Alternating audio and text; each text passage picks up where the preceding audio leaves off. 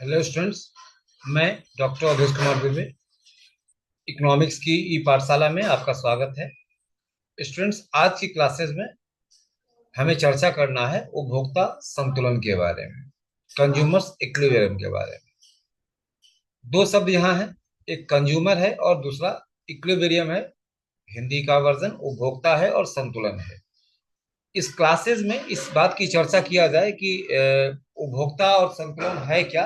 इस तथ्य को जानने से पहले हम प्रयास यह कह लेते हैं कि हम ये जान लें कि उपभोक्ता और संतुलन ये दोनों चीजें या उपभोक्ता और संतुलन की विचारधारा को अध्ययन ही कैसे किया जाएगा, या उपभोक्ता का मतलब यहाँ क्या है और संतुलन का मतलब क्या है।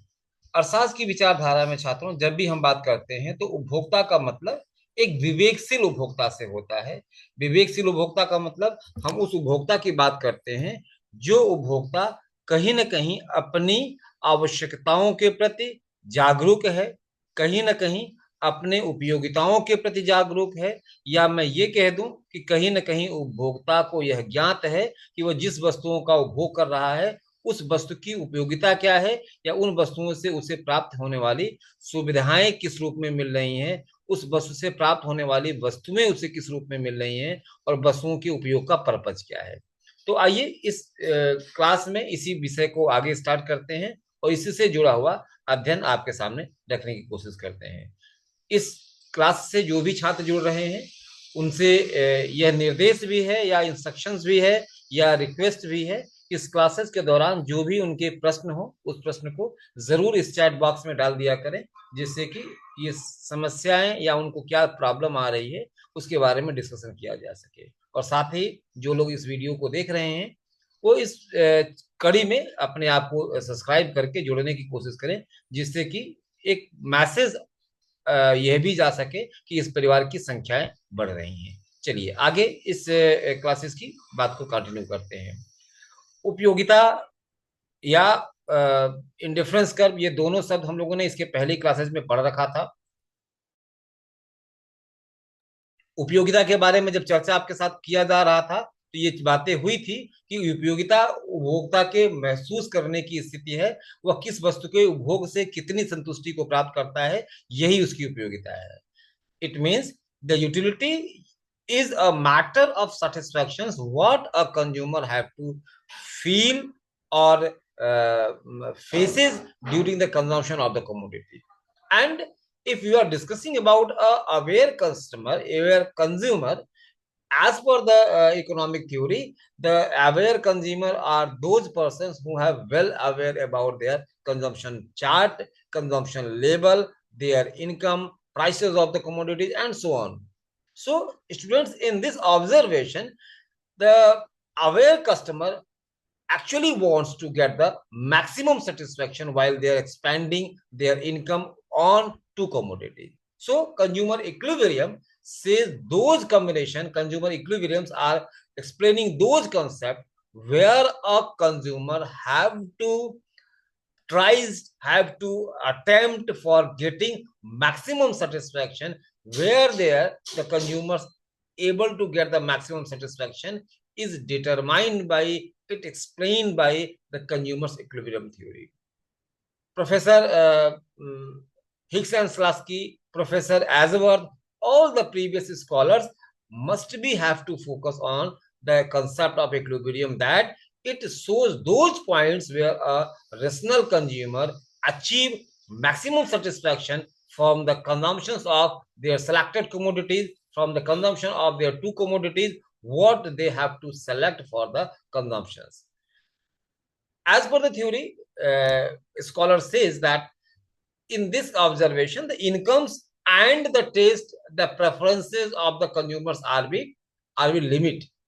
So on the limited preferences, the consumers prefer to get the maximum satisfaction. To how can they get that maximum satisfaction, where they are in the limited resources, the maximum satisfaction point is called the equilibrium of the consumer. So we need for getting that equilibrium, first the indifference curve, and second the budget line. Without having the information about these two concepts, we cannot be able to to describe, we cannot be able to make the satisfactions of consumer. It is what the analysis by the budget line and indifference curve is consumer equilibrium. So later on slides we are we are going to discuss about the concepts and the assumptions and the process of the equilibrium, consumers equilibrium. For Hindi medium students, छात्रों, पहले भी classes में मैंने आपके साथ चर्चा कर रखा था कि उपभोक्ता संतुलन वह बिंदु है जहां पर उपभोक्ता अपने उपभोग के दौरान समस्त आयों को व्यय करने के बाद अधिकतम संतुष्टि को प्राप्त करता है। अब यहाँ अर्थशास्त्र में अगर हम बात कर रहे हैं, इस ऑब्जर्वेशन में बात कर रहे हैं, तो मैक्सिमम सेटिस्फेक्शन कहाँ मिलेगा उसे और किसे मिलेगा, कौन इसे ऑब्जर्व करेगा? तो अर्थशास्त्र की विचारधारा में सामान्यतः मैक्सिमम सेटिस्फेक्शन उस बिंदु का सूचक है, उस पॉइंट का सूचक है जहां पर एक अवेयर कंज्यूमर अपने प्राप्त संसाधनों में अधिकतम संतुष्टि की बात करता है। अब अवेयर कस्टमर कौन है? विवेकशील कस्टमर जिसको कहते हैं, विवेकशील उपभोक्ता कहते हैं। वह कौन है? जिसकी आय के बारे में उसे पता हो, जिस वस्तुओं का उपभोग कर रहा हो उस वस्तुओं के बारे में उसे पता हो, उस वस्तुओं के उपभोग क्रम के बारे में उसे पता हो, और उस क्रमों में से वह अधिकतम संतुष्टि को निकालने की बात करे। और अधिकतम संतुष्टि की विचारधारा छात्रों कहां से आएगी? जहां पर उपभोक्ता को अधिकतम वस्तुएं उपलब्ध होंगी। ये प्रश्न आपके दिमाग में आ सकता है कि क्या एक उपभोक्ता अगर किसी वस्तु के उपभोग के प्रति आसक्त है, उसे एक्स कमोडिटीज के कंजम्पशन में ज्यादा संतुष्टि मिल रही है, तो क्या वह अवेयर कस्टमर होगा? मान लीजिए हम दो वस्तुओं का उपभोग कर रहे हैं और हमें एक्स वस्तुएं ज्यादा पसंद हैं और एक्स वस्तुओं के प्रेफरेंसेस को ही हम दे करके क्या संतुष्टि को प्राप्त कर सकते हैं? छात्रों, ऐसा नहीं है। उपभोक्ता संतुलन अगर विवेकशील उपभोक्ता की बात करता है तो यह प्रश्न जैसे इंडिफरेंस कर्व में आपने पढ़ा था, उदासीनता वक्र में पढ़ा था कि उदासीनता वक्र एक ऐसे उपभोक्ता की परिकल्पना करता है जहां उपभोक्ता किसी वस्तु के प्रति आसक्त नहीं है। उसी प्रकार से उपभोक्ता संतुलन में भी हम यह मानकर चलते हैं कि वह विवेकशील उपभोक्ता है और विवेकशील उपभोक्ता को अपने उपभोग के दौरान किसी वस्तुओं के उपभोग के प्रति आसक्त नहीं होता है। वह बेस्ट विकल्पों को, उत्कृष्ट विकल्पों का चयन करता है और उसके उत्कृष्ट विकल्पों के द्वारा ही उसे प्राप्त होने वाला अधिकतम संतुलन का बिंदु जो है उसकी संतुष्टि को सूचित करता है। तो ये एक उदासीनता वक्र के और बजट लाइन के ऑब्जर्वेशन के द्वारा जिस संतुष्टि की बात मुझे आपके साथ करनी है वो इस पॉइंट्स के अंतर्गत है। आइए अगली स्लाइड्स में देखते हैं इसकी ऑब्जर्वेशन के बारे में कि यह प्राप्त कैसे होगा और इसे प्राप्त करने के लिए बेसिकली हमारे पास क्या क्या टूल्स हैं, कॉन्सेप्ट्स क्या है। Students, for analysing the consumers equilibrium we must be have to use three concept. First, utility. Students, utility means the satisfaction of a consumer. The power of satisfaction of a consumer is called utility. While the consumption of the commodities, if we have to consume A commodities or B commodities or C commodities or the number of A commodities, number of B commodities, each and every unit of the A commodities or what commodities we have to select have to provide a label of satisfaction. If the commodities should not be have to utile for a consumer, the consumer cannot be want to consume it. So utility is the power of satisfaction, the mediums of fulfillment of a consumer's wants, and by whom the consumers are feels the satisfaction or decrease their intensity of wants. It is called a utility. So later on in later classes we have to discuss about utility and the theories of utility in detail, but now in a single line sentence you can observe, you can understand by the few words. Utility is the power of satisfactions of a consumer by whom the consumer have to satisfy their intensity of wants in a period. Further, student, the marginal utility means while the consumption of each and every additional commodities, we cannot face, we cannot observe, we cannot feel the same level of satisfactions to all unit of the commodities. It means if we have more intensify our wants. For the first unit, we face much satisfaction, more satisfaction than the another unit of the commodities. Here, marginal utility is those measure which have to measure the, which have to initialize the, which have to introduce the, which have to identify the each and every additional utility amongst the consumption of each and every unit. So we can say the additional utility, additional power of satisfaction is called the marginal utility. So the third one is, student, budget line. Okay, while the consumptions, while the analysis of the indifference curve, we go through by the utility, but utility is a hypothetical concept. We how can we collect, how can we opt that utility in our limited income? So we have to need the budget line. So here the budget line is another important concept, because the limitations of a consumer buying, or the limitations of the consumer purchasing capacity, is derived by the budget line. So these three concepts are most important, or we can say these three concepts play a significant importance for the observation of consumer satisfaction, consumer equilibrium, and these three are utility of commodities, marginal utility, and for the budget line. For Hindi medium students, छात्रों, जब उपयोगिता के माध्यम से हम उपभोक्ता के संतुलन की बात कर रहे हो, तो तीन विचारधाराओं का जानकारी होना, ऑब्जर्व होना, समझना हमारे लिए बहुत आवश्यकता है। पहला, उपभोक्ता संतुलन तब महसूस करेगा जब उपभोक्ता को अधिकतम उपयोगिता प्राप्त होगी। अब प्रश्न बनता है, उपयोगिता क्या है? उपयोगिता का आशय किससे है? उपयोगिता का मतलब क्या है? तो उपयोगिता का मतलब छात्रों यहाँ किसी भी वस्तु अथवा सेवा के उपभोग के दौरान उपभोक्ता को मिलने वाली संतुष्टि से है। जब भी उपभोक्ता किसी वस्तु को उपभोग करेगा, क्यों करेगा? क्योंकि उसकी मांग उस वस्तु के लिए है, उसकी आवश्यकता प्रबल है, तब जाकर के वह उस वस्तु की इच्छा करता है।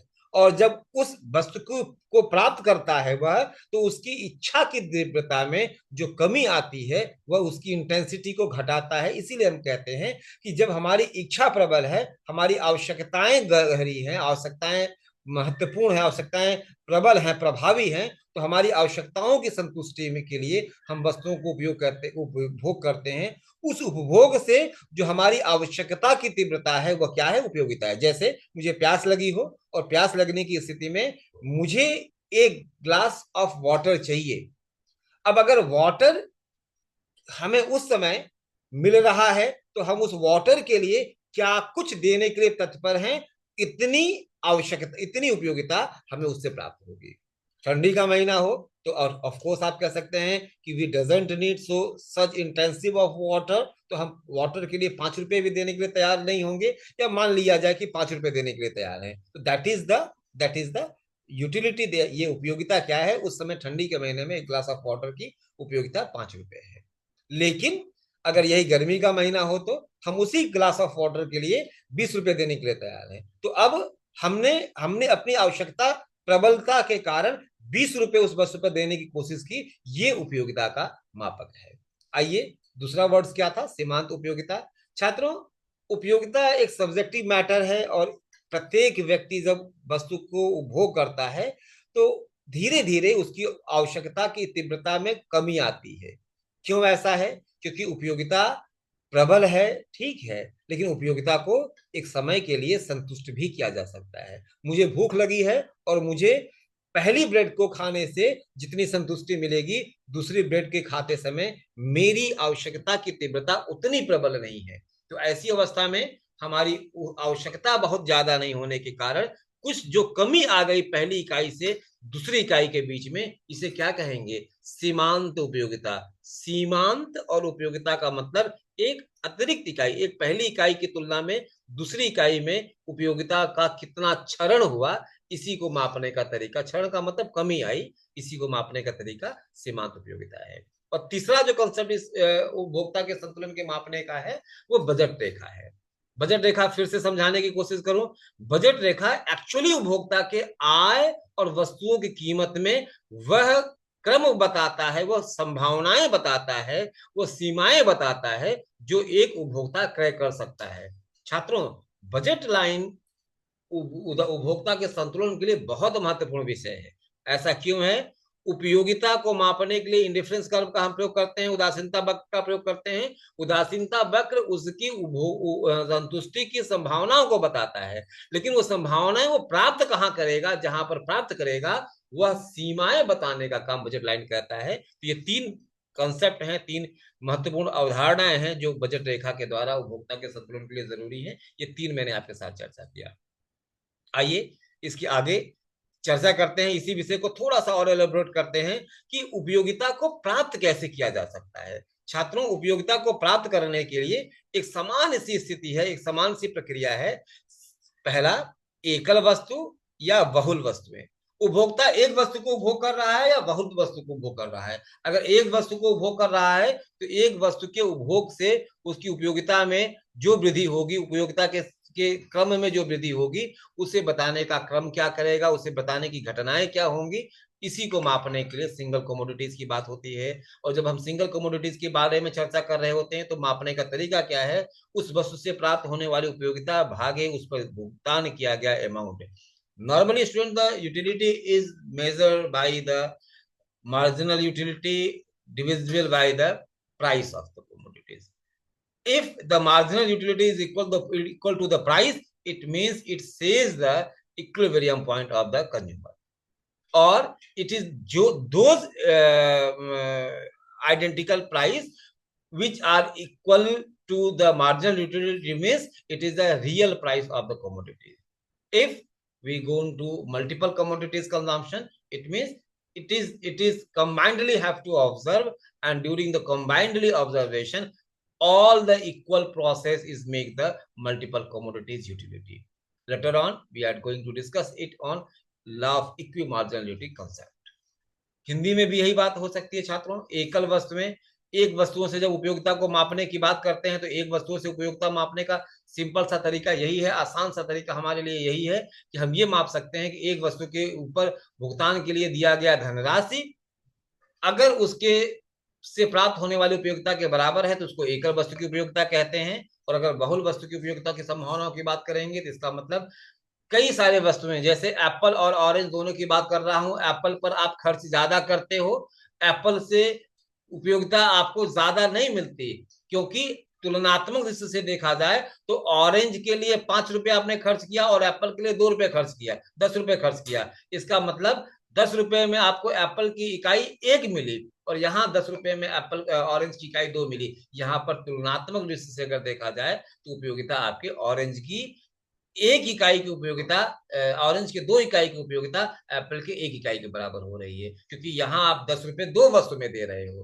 क्वांटम कंजम्पशन की बात करेंगे तो एप्पल आपको ज्यादा यूटाइल दे रहा होगा और ऑरेंज आपको ज्यादा यूटाइल दे रहा होगा और एप्पल आपको यूटाइल कम दे रहा होगा, उसकी मात्राएं कम दे रही है। आगे हम जब सम सीमांत उपयोगिता के सिद्धांत की चर्चा करेंगे तो वहां ये विषय हमारे साथ चर्चाओं में शामिल होगा। आइए इसी ऑब्जर्वेशन को और आगे बढ़ाते हैं और अब देखते हैं कि उपभोक्ता के संतुलन तक पहुंचने के लिए, उपभोक्ता के संतुष्टि बिंदु तक पहुंचने के लिए प्रोसेस क्या है, कैसे पहुंचा जा सकता है। अभी मैंने आपसे कहा कि प्राइसेस के द्वारा हम यूटिलिटी को मेजर करते हैं। प्राइसेस के द्वारा यूटिलिटी मेजर करने का तरीका सिंपल सा है छात्रों। इक्विलिब्रियम पॉइंट वहां होता है जहां पर marginal utility is equal to the price. If the marginal utility is lesser than the price, it means we are going to get the, if marginal utility is lesser than the price, it means it is, we are going to discuss the greater utility than satisfactions. And if the marginal utility is greater than the price, it means the goods or services what we are consuming is providing the lesser satisfaction, or we can say we gain from the next unit exceed to cost. This is the basic concept, students. But if the equilibrium marginal utility is equal to the price, it means the consumer will not change their consumption pattern because they are already maximize their utility within their budget. Hindi भाषी छात्रों के लिए उपयोगिता वस्तु की अधिक मात्रा खरीद देगी, क्यों? जब MU से P ज्यादा होगा। जब मार्जिनल यूटिलिटी से प्राइस ज्यादा होगी तो इसका मतलब क्या है, उपयोगिता मार्जिनल यूटिलिटी हमको कम मिल रही है और हम प्राइस ज्यादा दे रहे हैं। तो ऐसी स्थिति में उपभोक्ता क्या करेगा, आगे वाले वस्तु को खरीदने की बात नहीं करेगा, क्योंकि अगले वाली वस्तु से उसको प्राप्त होने वाली संतुष्टि कम मिलेगी। दूसरा कंसेप्ट है, यदि उपभोक्ता को उपयोग किए जाने वाले वस्तु को कम खरीदने से अगली इकाई आपको ज्यादा मिल रही है, जैसे marginal utility is less than the price, अगर जो मार्जिनल यूटिलिटी है वो कम है और उसको प्राइस ज्यादा देना पड़ रहा है, तो ऐसी स्थिति में क्या होगा, उस वस्तु की इकाई का उपभोग नहीं करेगा। एक एग्जांपल के द्वारा समझ लूं, अगर मैं एक एप्पल कंज्यूम करता हूं, मुझे 10 रुपए की उपयोगिता मिलती है और मैं उसके लिए 20 रुपए देता हूं, मैंने मान के रखा है कि मुझे एप्पल 10 रुपए में मिल जाएगा, तो मेरे ऑब्जर्वेशन में क्या है कि एप्पल से मुझे उपयोगिता 10 रुपए की मिलेगी। मैं मार्केट में गया और एप्पल की प्राइसेस 20 रुपए हो गई, तो इसका मतलब यह हमें कम संतुष्टि दे रही है और हमको प्राइस ज्यादा देना पड़ रहा है। ऐसी अवस्था में उपभोक्ता की लागत अधिक होगी और उपभोक्ता उस वस्तु की मात्रा को उपभोग करने की बात नहीं करेगा, उसे कम उपयोगिता मिल रही होगी उसको छोड़ने की बात करेगा। दूसरा, उपभोक्ता यह सोच के गया था कि उसे एप्पल 10 रुपए का मिलेगा, मतलब एमयू उसको कितना मिलेगा, 10 रुपए का मिलेगा, और उसको मिला क्या, वो एप्पल 5 रुपए में मिला। तो ऐसी स्थिति में क्या होगा, उसको खर्च करने के लिए जो पैसे वो खर्च कर रहा है उससे ज्यादा ऑब्जर्व जो यूटिलिटी उसकी है वो उससे ज्यादा है, तो ऐसी अवस्था में उसकी ज्यादा मात्रा को उपभोग करेगा। तो यहाँ और अधिक, ये भी संतुलन का बिंदु नहीं होगा, क्योंकि उपभोक्ता और अधिक मात्रा में मांग करने की बात करेगा। संतुष्टि कहाँ मिलेगी, जहां वो जितना सोच के जाता है और उतने ही कीमतें वो अदा करता है। मुझे लगा मेरे लिए एप्पल 10 रुपए की उपयोगिता देता है, और अगर मुझे एप्पल 10 रुपए में मिल जाएगा तो कंज्यूमर इक्विलिब्रियम, मैं बीइंग अ कंज्यूमर, मुझे वहां उपभोक्ता संतुलन की अवस्था पे प्राप्त होगी। तो इस ऑब्जर्वेशन की बात यहाँ इस रूप में करनी थी। आगे आते हैं, इसी कॉन्सेप्ट को थोड़ा सा और आगे बढ़ाते हैं। टर्म्स क्या है, यूटिलिटी को जब आप मेजर करने की बात करते हो तो आपको टर्म्स भी चाहिए, कौन कौन सी उपयोगिता की शर्तें हैं। Terms basically student define the concept or the terminology of being a application of that theory. Here few terminology are must be required for consumers equilibrium. First, consumer consume only two commodities, because if the consumer consume more than two commodities, it is identically not be possible to drawn on the graph. And if they consume one commodity, it cannot be make the analysis, make the comparison between two commodities. It is a monotonic concept. So in this observation, the equilibrium point of the consumer will not be determined. So first observation, first terminology is what consumer must be have to consume at least only two commodities. Next observation, consumer is fully aware about their consumption. If consumers are biased for the consumptions of X commodities, Y commodities, they prefer the consumption of X commodities or Y commodities, these consumers are not to be the part of this analysis, because this concept is only to be applied for an aware consumer, or aware consumer is cannot be intensified, cannot be trapped in the preferences of the commodities. So this is the second observation, second terminology. And third is one, consumer spend their all income, because as per the Professor Ricardo has to say, consumers have a limited income and their wants are unlimited. So the consumer must be have to decide the amounts they have to expend on the consumption, and they must be have to their all income over the consumption, because without having their expenses of their all income, the observation of the budget line should not be possible. Further, the fourth terminology, students, consumer want to maximize their satisfaction or utility, because it is the symbol of a aware customer. And fourth one, the indifference curve touch the budget line. Indifference curve, though explaining the concept of satisfaction, equisatisfaction point of a consumer. And if the higher satisfaction point touches the budget line, it means they are able to get the maximum equilibrium, maximum satisfaction, and maximum satisfaction point is the maximum equilibrium or exact equilibrium point. So indifference curves, as per the terminology, the indifference curve where the touch the budget line is the point of the consumer equilibrium. And last one, students, above the budget line, the equilibrium will not possible, because Beyond the budget line, the capacity of purchasing is not be possible. Consumer cannot be able to purchase any options above the budget line. So these are the six observations, six terminology for being equilibrium of a consumer satisfaction, consumer equilibrium. In Hindi students, उपभोक्ता केवल दो वस्तुओं को ही उपभोग करेगा, क्योंकि दो वस्तु से अधिक अगर वस्तुओं का उपभोग करेगा तो इसे किसी भी अवस्था में छात्रों इस ग्राफ के द्वारा समझाया जा पाना संभव नहीं है। तो ऐसी अवस्था में पहली शर्त यह है इस उपभोक्ता के संतुलन की कि उपभोक्ता केवल दो वस्तुओं को ही उपभोग करेगा। दूसरा क्या है, उपभोक्ता को अपने उपभोग के बारे में पूरी जागरूकता है, अर्थात उपभोक्ता किसी भी अवस्था में किसी वस्तु के उपभोग के प्रति आसक्त नहीं है, क्योंकि कहा जाता है अर्थशास्त्र में अगर कोई उपभोक्ता आसक्त है इसका मतलब वो विवेकशील ही नहीं है। अगर उसे एक्स कमोडिटीज पसंद है तो वो उसका मतलब वो उसके उसके दिखावे में पसंद फंसा हुआ है, उसके आकर्षण में वो ट्रैप्ड है। और आकर्षित उपभोक्ता कभी भी अपने लाभ का डिसीजन नहीं ले सकता है, क्योंकि हर वस्तु जो पसंदगी और नापसंदगी की होती है वो कहीं ना कहीं उपभोग के पैटर्न को प्रभावित करती है। इसीलिए मान लिया गया है कि उपभोक्ता को अपने उपभोग की पूरी जानकारी है। तीसरा है, उपभोक्ता अपनी सारी आय को खर्च कर देगा। क्यों खर्च कर देगा? क्योंकि सिद्धांत रॉबिन्स ने पहले ही कहा है उपभोक्ता के पास आय सीमित है और आवश्यकता असीमित है, और अगर वो अपनी आय को खर्च नहीं करेगा तो बजट लाइन ही स्टेबल नहीं होगी। तो बिना बजट लाइन के स्टेबल हुए उपभोक्ता के संतुलन को मापना संभव नहीं है। इसीलिए माना गया है कि उपभोक्ता उपभोग के दौरान अपनी सारी आय को उपभोग पर व्यय कर देता है। चौथी टर्मोलॉजी है, चौथी शर्तें क्या है कि उपभोक्ता अपने उपभोग के प्रति जागरूक भी है और उसे अधिकतम संतुष्टि चाहिए। और अधिकतम संतुष्टि कहां से मिलेगी? जब वो अधिकतम वस्तुओं को, अधिक से अधिक वस्तुओं को प्राप्त करेगा तो उसे अधिकतम संतुष्टि प्राप्त होगी। ये इसका ऑब्जर्वेशन है। अगली इसकी टर्म्स है, शर्तें क्या है? उपभोक्ता का वक्र इंडिफरेंस कर्व जहां भी बजट लाइन को स्पर्श करेगा उपभोक्ता को संतुलन वहीं प्राप्त होगा। इंडिफरेंस कर्व जहां भी बजट लाइन को टच करेगा मतलब बजट लाइन उसकी हैसियत बता रही है, उसकी स्थिति परचेजिंग क्षमता को बता रही है। और दूसरी शर्त जो है इंडिफरेंस कर्व उसके अधिकतम उपभोग की संतुलन की संभावना, अधिकतम उपभोग के संतुष्टि की संभावना को बता रही है। जहां बजट रेखा इंडिफरेंस कर्व को स्पर्श करेगी संतुलन वही प्राप्त होगा। और छठवीं जो इसकी शर्त है छात्रों, बजट रेखा के ऊपर किसी भी प्रकार का संतुलन संभव नहीं है कि बजट रेखा के ऊपर उपभोक्ता क्रय करने की क्षमता में ही नहीं होता है। अब जितनी भी बातें मैंने आपके साथ कही थी इस बात को आइए एक ग्राफ के रूप में देखते हैं। ये रेखा चित्र के रूप में आपको ग्राफ दिख रहा है। इस ग्राफ के ये ओरिजिन पॉइंट आपको दिख रहा है और ये वाई बिंदु और एक्स बिंदु आपको दिखा। वाई बिंदु पर हमने वाई वस्तु को और एक्स बिंदु पर हमने एक्स वस्तु को शो कर दिया। अब आते हैं, ये उसकी बजट रेखा है।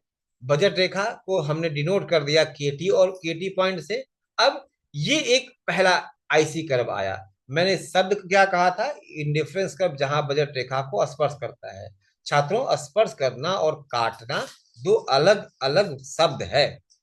काटने का मतलब इसके ऊपर भी इंडिफरेंस कर्व होने की संभावना है, क्योंकि इंडिफरेंस कर्व के साथ मैंने पहले भी कहा था कि दो इंडिफरेंस कर्व एक दूसरे को टच नहीं कर सकते हैं। तो अब इंडिफरेंस कर्व जो आईसी के रूप में दिखाया जा रहा है यह है मूलतः बजट रेखा केटी को ए पॉइंट पर और बी पॉइंट पर काट रहा है। एक क्षण के लिए अगर इसके ऊपर कोई डिफरेंस कर्व नहीं होगा तो टेम्पोररी उपभोक्ता यहाँ पर अपनी संतुष्टि की बात कर सकता है, बट इक्विलिब्रियम नहीं होगा। क्यों? क्योंकि इसके ऊपर अभी बजट रेखा बनने की संभावना, आईसी कर्व बनने की संभावना है। आइए दूसरा देखते हैं, IC2 बजट रेखा के ऊपर है। हमने डी पॉइंट इस पर बना दिया। इस डी पॉइंट पर जरा ध्यान से देखिए, क्या इससे उपभोक्ता क्रय कर सकता है? उसके बजट से बाहर है, और जब बजट से बाहर है तो क्या उपभोक्ता उसको खरीद सकेगा? आंसर मिलता है नहीं। जब उसे उपभोक्ता क्रय ही नहीं कर सकता तो संतुष्टि की तो बात ही अलग है। तो इस नाते IC2 के डी पॉइंट पर भी यहाँ संतुष्टि स्थापित, संतुलन स्थापित नहीं होगा। आइए तीसरे इंडिफरेंस कर्व की बात करते हैं जो हमारा IC1 है।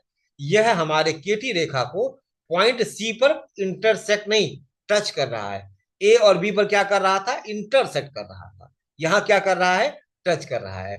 क्यों टच की बात ही क्यों बहुत जरूरी है? क्योंकि टचिंग पॉइंट से ऊपर जो भी रेखा बनेगी वह बियॉन्ड द लिमिट्स होगी और नीचे जो बनेगी वो इंटरसेक्ट करेगी।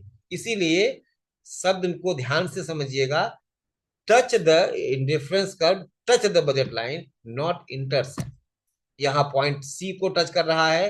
अगर कोई भी रेखा यहाँ बनाई जाएगी ऐसी रेखा, तो वह इससे या तो नीचे होगी या तो इसके ऊपर होगी। इससे नीचे होगी तो इंटरसेक्ट करेगी, इसके ऊपर होगी तो उसके बाहर है। इस नाते उस पर संतुलन नहीं स्थापित होगा।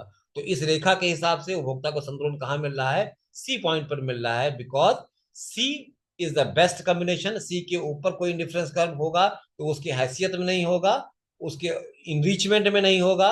और सी के नीचे का कोई ऑब्जर्वेशन अगर इंडिफरेंस कर्व बनाया जाएगा तो उससे ज्यादा संतुष्टि उसको सी पर मिल रही है। इस नाते उपभोक्ता का संतुलन यहाँ पर सी बिंदु पर होगा। तो अब शर्तों के हिसाब से अगर हम देखें तो लगभग सारी शर्तें यहाँ पूरी हो जा रही हैं। उपभोक्ता को अपने केटी के बारे में मालूम है, बजट रेखा के बारे में मालूम है, इंडिफरेंस कर्व के बारे में मालूम है, दो वस्तुओं का उपभोग भी कर रहा है और इंडिफरेंस कर्व अधिकतम संतुष्टि उसको सी बिंदु पर दे रही है। इस नाते यही उपभोक्ता की शर्त होगी, उपभोक्ता के संतुलन की यही अवस्था होगी। तो इसका उपयोग कहाँ है या इंपॉर्टेंस ऑफ दिस ऑब्जर्वेशन क्या है? सामान्यतः when a consumer have to decide or make a decision for the consumption, it helps them what combinations, what combination of x and y commodities they have to select for getting the maximum satisfaction. It is be made by the uh, consumer's equilibrium observation, because beyond this possibility is null or not to be available, and below this consumer are not to be get the maximum satisfaction. So this observation is providing the best possible combination for a consumer. So this is the decision making point. This is the first importance of consumer equilibrium observation. Market demand, as per the observation of consumer, market decide to their supply their demand. So this is what it is, it play an important role for the market demand. And fourth, economic efficiency. Without having the better information about the consumer equilibrium, the use of the resources and other economic activities cannot be used, cannot be utilized as their maximum point. So this is another importance of the consumer equilibrium. And fourth or last, we can say resource allocation. It helps the uh, planners to utilize, to allocate the resources where the maximum satisfaction is be attainable.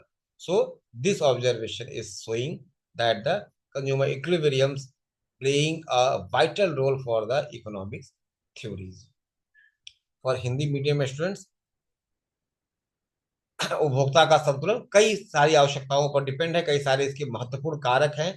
पहला कारण है कि ये उपभोक्ता को निर्णय लेने में मदद करता है।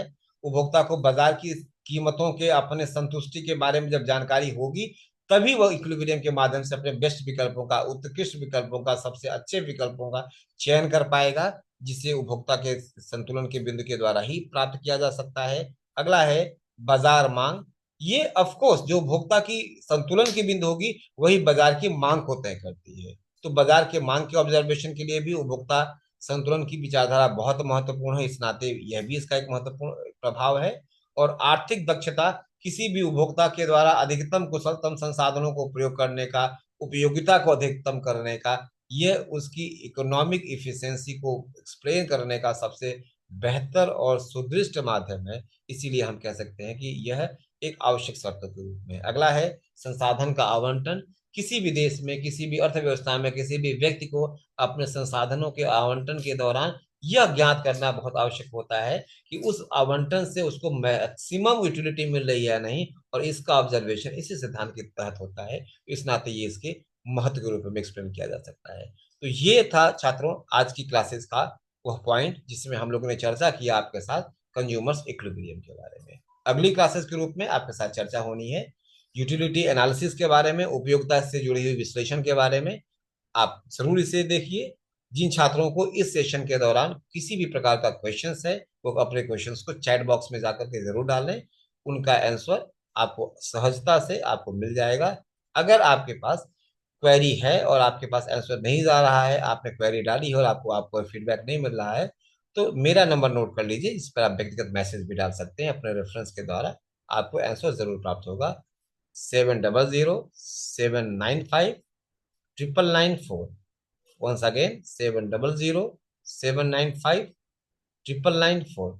अगली क्लासेस से मैं इस नंबर को भी आपके कवर पे डिस्प्ले करूंगा। आज की क्लासेस के लिए छात्रों इतना ही। धन्यवाद। आई होप ये लेक्चर की श्रृंखला आपको समझ में आ रही होगी, और ये भी आशा करता हूं कि आपके एकेडमिक लाभ के लिए, एकेडमिक परफॉर्मेंस के लिए मदद कर रही होगी। जैसा कुछ भी हो आप जरूर हमें इसके बारे में इन्फॉर्म करें। धन्यवाद छात्रों, आज की क्लासेस के लिए इतना ही। धन्यवाद।